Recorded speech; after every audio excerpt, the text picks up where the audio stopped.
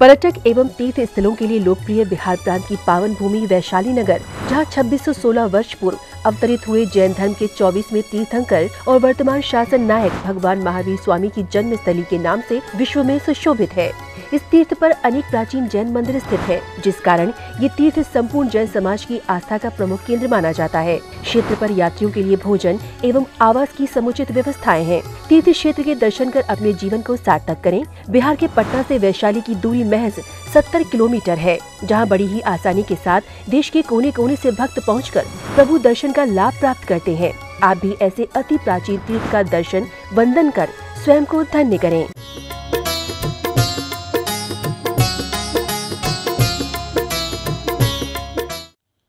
ओम नमः, ओम नमः, ओम नमः। सोहम ततापि तव भक्तिवशान् मुनीश, कर्तुं स्तवं विगत शक्तिरपि प्रवृत्ता, प्रीत्यात्मवीर्यमविचार्य मृगे मृगेन्द्रं, नाभेति किं निजशिशो परिपालनार्थम। महानुभाव, भक्तामर स्तोत्र मानतुंग आचार्य के एक अमर कृति है। ये भक्ति स्तोत्र के अमर गायक आचार्य मानतुंग देव अपने इस स्तोत्र में भगवान आदिनाथ की स्तुति करते हुए, उनके आराधना करते हुए ये इतना सुंदर अनुपम कृति की रचना की है। और ये कृति भक्त को अमर बना देने वाला कृति है, इसलिए इसका नाम भक्त अमर दो शब्दों से बना है। भक्त कैसे है? अमर है। अमर अर्थात देव है। देव भी अमर नहीं होता है और वो भी आयु के अवसान होने पर मृत्यु को प्राप्त करता है, परंतु लंबे उम्र जीने की वजह से उनको अमर बताया जाता है। महानुभाव, वास्तव में देव का जो जीव है वो अमर है। जब देव का जीव अमर है तो हम लोगों का अपना जीव भी अमर है। मृत्यु को तो केवल शरीर ही प्राप्त करता है। हर क्षण ये मरघट की यात्रा करता है। ये शरीर मृणमय है, मिट्टी से बना है, मिटता है, बनता है, मिटता है। ये पुद्गल है, पूर्ण होता है, गल जाता है। बचपन से हम अपने शरीर को देखते हैं, ये नए नए रूप को धारण कर रहा है, पिछले के रूप को छोड़ता जा रहा है। बचपना गया, जवानी गई, बुढ़ापा भी, जैसे जैसे करके वो ये शरीर बदल के दूसरे शरीर को प्राप्त करता है। नए नए शरीर को ये बदलता है, संसार में भ्रमण करता है। ऐसे अवस्था में जीव जो है वो निरंतर अपने गति में यात्रा कर रहा है। और यदि भक्तिमय यात्रा हो, भक्ति योग हो, और उसमें भुक्ति और मुक्ति भी आसानी से प्राप्त हो जाता है। यही मानतुंग आचार्य का उद्देश्य है। और भक्त को अमर बनाने वाली कृति आज हम भगवान के जो भक्ति है उसके लिए प्रेरणादायक जो भगवान हैं या भगवान के गुण हैं या भगवान के गुणों को देख करके अपने भीतर जो गुण समाहित कर्मों के आवरण से चारों ओर ढका हुआ है, उन गुणों का उद्घाटन करना, उनको अनावरण करने के लिए आचार्य मानतुंग देव अपने भक्ति मार्ग को बताते हैं। उसके लिए क्या प्रेरणा स्रोत है? सोहम ततापि तव भक्तिवशान् मुनीश। सोहम तथापि, मैं वैसा होता हुआ भी, मैं अल्प ज्ञानी होता हुआ भी, अल्प शक्ति वाला होता हुआ भी, अल्प बुद्धि वाला होता हुआ भी, सोहम, वैसे सोहम का अर्थ जैसे भगवान का आत्मा का परमात्मा का स्वरूप है, ऐसे ही मेरे अंतरात्मा में भी उस परमात्मा का निवास है। इस तरीके से अनुभव करना सोहम है। सो अहम, सोहम, ये शब्द जो है बहुत महत्वपूर्ण है। और ये जिन दर्शन से निज दर्शन को प्राप्त करने का एक भक्ति मार्ग को प्रकट करने वाला ये शब्द है और भक्त को अमर बनाने देने वाला शब्द है। ये अंतरात्मा को परमात्मा के ओर अग्रसर करने वाला शब्द है। और सोहम, ऐसे मैं जैसा हूँ वैसा ही हूँ, तथापि फिर भी तव भक्ति, आपके भक्ति के वशान मुनीषा, हे मुनियों के ईश, हे आदिनाथ भगवान, कर्तुम स्तवम, आपके स्तोत्र, आपकी स्तुति करने के लिए विगत शक्तिरपि प्रवृत्ता, शक्ति नहीं होते हुए भी मैं आपके भक्ति करने के लिए, स्तोत्र करने के लिए प्रवृत्त हुआ हूँ, तैयार हो गया हूँ।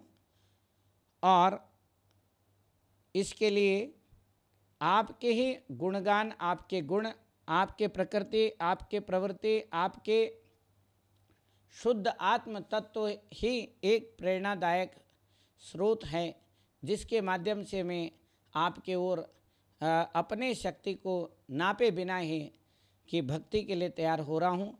इसका यही कारण है।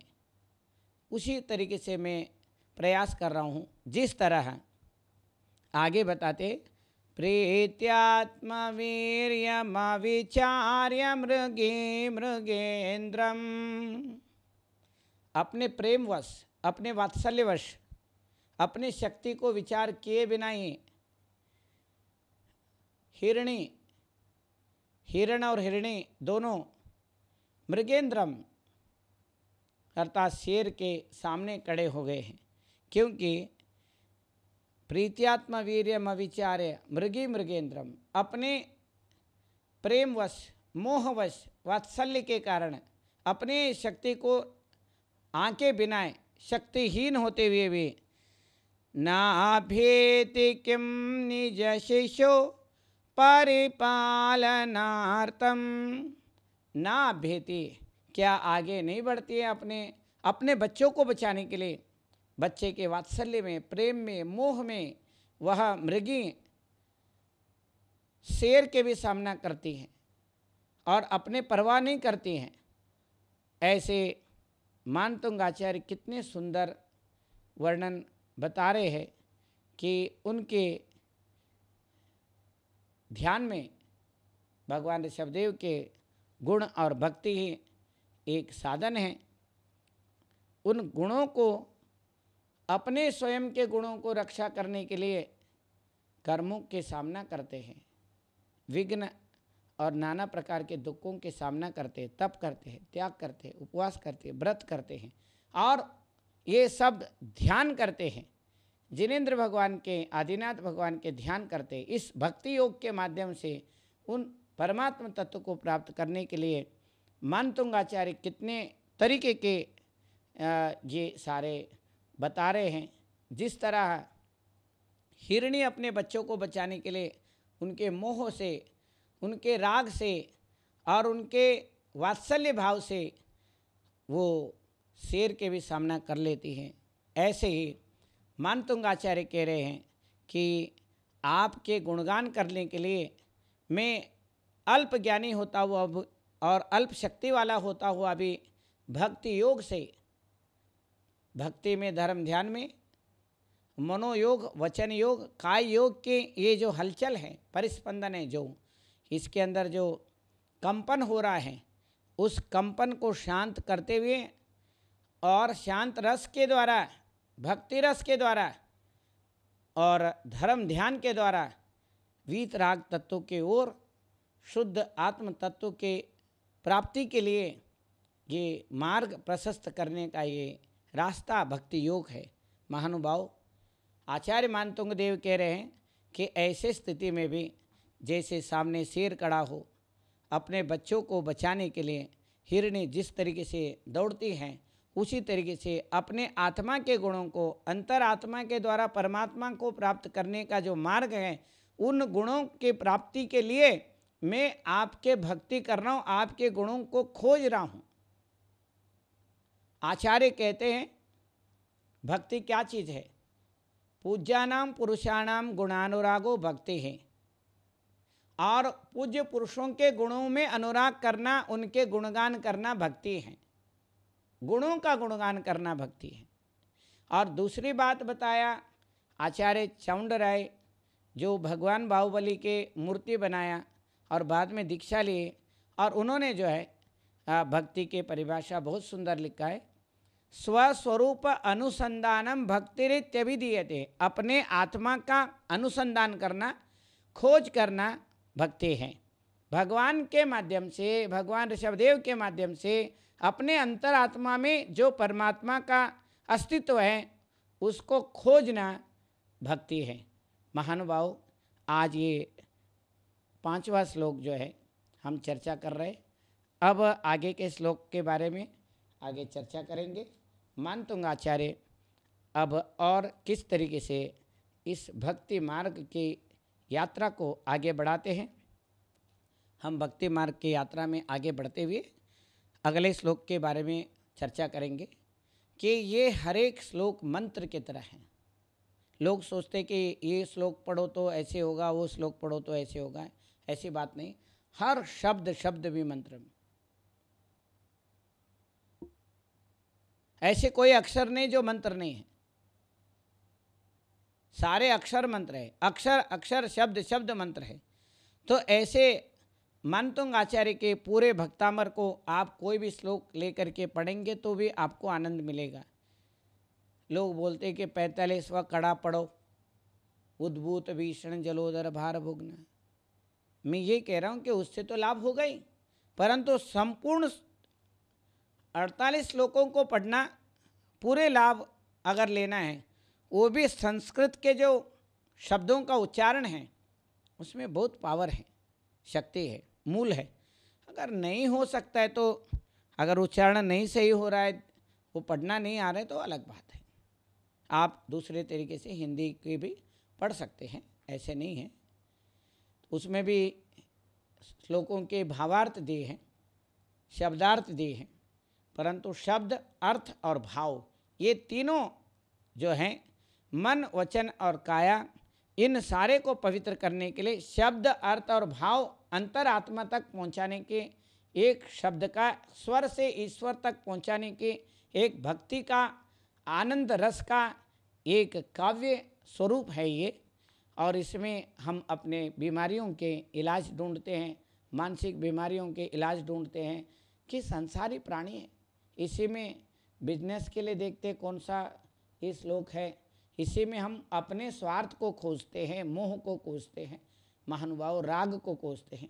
ये वीत राग है, गीत वीत राग है। इसका दूसरा नाम हम सोचेंगे तो गीत वीत राग है। वीत राग भगवान के गीत हैं। हमारे अंदर के जो राग है वो शांत हो जाएं, शुभ कर्म अपने आप ही आपको अच्छे अच्छे फल देंगे। यही मानतुंग आचार्य करके दिखाए। लोग चमत्कार को नमस्कार करते हैं, मानतुंग आचार्य ने नमस्कार किया और चमत्कार हो गया। तो मानतुंग आचार्य के हम भाव को ध्यान में रखते हुए भक्तामर की आराधना करें तो सारे विघ्न अपने आप ही दूर हो जाएंगे। सारे रोग, मृत्यु, जितने भी भय हैं, युद्ध हैं, कला है, सब कुछ इसके अंदर ऐसे कोई चीज़ नहीं छोड़ा, सब कुछ बताया। और मानतुंग आचार्य कहते हैं कि भक्त अमर हो जाता है, वही भक्त अमर स्तोत्र है। अमर अर्थात देव लोगों ने पूजा की है। अब आगे के श्लोक में आचार्य मानतुंगा कितने सुंदर बात कहते हैं। बल्कि ये जो छठा काव्य है ये बच्चों के लिए, जो एग्ज़ाम देने वाले हैं और जो लोग पढ़ने वाले हैं, जो लोग अपने ज्ञान को बढ़ाना चाहते हैं, उनके लिए ये श्लोक विशेष रूप से पढ़ते हैं। वो अब हम उसके बारे में देखेंगे मानतुंग आचार्य इस बारे में क्या कह रहे हैं। अल्पश्रुतं श्रुतवतां परिहासधाम त्वद्भक्तिरेव मुकुरे कुरुते बलान् मां यत् कोकिलः खिलमदौ मधुरम विरौते तच्चाम्रचारु कलिका निकरैक हेतु। महानुभाव, ये बहुत सुंदर श्लोक है। अल्पश्रुतम, अल्प यानी कम, श्रुतम यानी ज्ञान।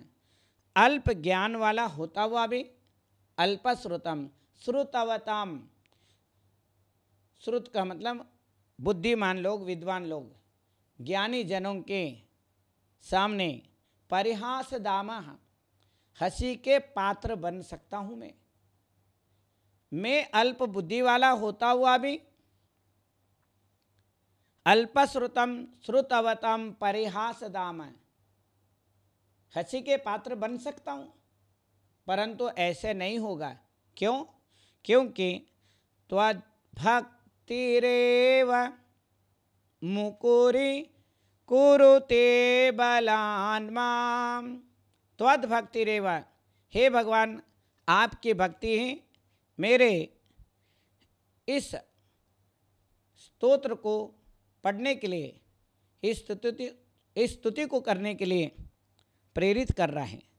बलान जबरदस्ती प्रेरणादायक हो रहा है, इसलिए मैं आपके भक्ति के वश में आकर के ही ये स्तोत्र लिख रहा हूँ। मेरे में बुद्धि नहीं, अल्पश्रुतम, मैं अल्पश्रुत वाला हूँ, कम ज्ञान वाला हूँ, अल्प ज्ञानी हूँ, मैं छद्मस्त हूँ, मेरे पास पूर्ण ज्ञान नहीं है। फिर भी जो विद्वान लोग हैं, श्रुतवताम, श्रुतवताम का अर्थ होता है विद्वान लोग, परिहास दाम, परिहास और हंसी का पात्र बन सकता हूँ। वो कैसे? यत् कोकिलः किलमदौ मधुरम विरौते। यत् कोकिलः, जो कोयल वास्तव में निश्चय से मदौ वसंत काल में मधुरम विरौती, मधुर कूकती हैं, मधुर आवाज में बोलती हैं, उस आवाज के लिए क्या प्रेरणादायक है। तच्चाम्रचारु कलिका निकरैक हेतु। वो आम के कलियां मंजरियां ये तत् चारु सुंदर, तच्चाम्रचारु आम के सुंदर सुंदर कलियां ही निकरैक हेतु, यही एक कारण है जो मेरे को कलियों के मंजरियों के निकरह अर्थात समूह, मंजरियों के समूह को देख करके ही उसको थोड़ा सा खाने के बाद कंठ पंचम स्वर में आवाज करने लग जाता है। ऐसे ही मैं आपके भक्ति में, आपके गुणगान में, आपके स्तुति में, आपके स्तोत्र करने में असमर्थ होता हुआ भी समर्थ हो रहा हूँ। ऐसे भगवान के भक्ति से देव दर्शन, जिन दर्शन, जिन दर्शन से निज दर्शन, निज दर्शन से सम्यक दर्शन की प्राप्ति होती है। ऐसे मानतुंगाचार्य अज्ञान से ज्ञान के ओर, अंधकार से प्रकाश के ओर यात्रा जो है वो भक्ति की यात्रा है। और इस भक्ति की यात्रा में आचार्य मानतुंग देव के साथ हम चल रहे हैं। और इन सारे शब्दों को मैं यहीं विराम देता हूँ।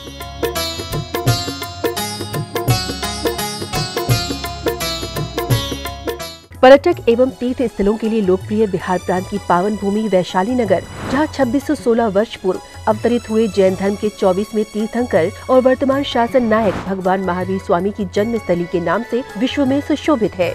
इस तीर्थ पर अनेक प्राचीन जैन मंदिर स्थित हैं, जिस कारण ये तीर्थ संपूर्ण जैन समाज की आस्था का प्रमुख केंद्र माना जाता है। क्षेत्र पर यात्रियों के लिए भोजन एवं आवास की समुचित व्यवस्थाएं हैं। तीर्थ क्षेत्र के दर्शन कर अपने जीवन को सार्थक करें। बिहार के पटना से वैशाली की दूरी महज 70 किलोमीटर है, जहां बड़ी ही आसानी के साथ देश के कोने कोने से भक्त पहुंचकर प्रभु दर्शन का लाभ प्राप्त करते हैं। आप भी ऐसे अति प्राचीन तीर्थ का दर्शन वंदन कर स्वयं को धन्य करें।